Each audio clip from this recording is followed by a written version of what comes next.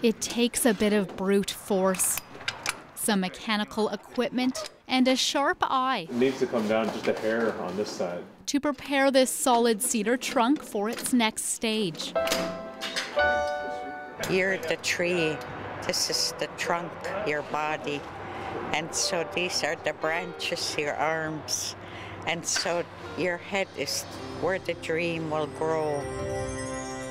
Cowichan elder Florence James shares some spiritual insight on the Coast Salish ways of dreaming.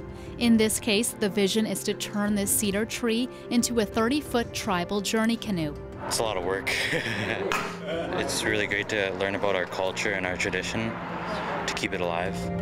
Under the watchful eye of master carver Harold Joe, several Cowichan youth lend their problem-solving skills to safely flip the tree over and get it ready for the next big cut. Get out of there, get out of there, get out of there. I always enjoy working with youth, you know, so they're the life givers to us elders too.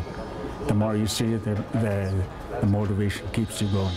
Now, this canoe is just one example of a youth project with a First Nations focus happening here in Duncan, but there may be more projects like this happening soon, thanks to some government funding and a pilot project called ORAAP. We're all here with that common vision of improving the quality of life for urban Aboriginal people. It's known as the Off-Reserve Aboriginal Action Plan, a multi-government initiative to improve the lives of Aboriginal people who live in urban areas. 5 BC communities were picked to be part of Phase 1 of the project, Duncan being one of them. Lots of times the urban Aboriginal population is the most vulnerable segment of the population.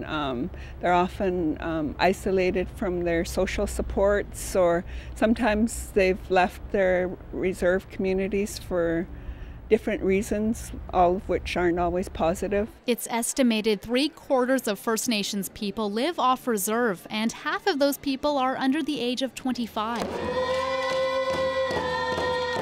The biggest thing that we see when we can connect youth to culture is a sense of belonging. Which is why Cowichan plans to spend some of the $70,000 from ORAAP on their youth.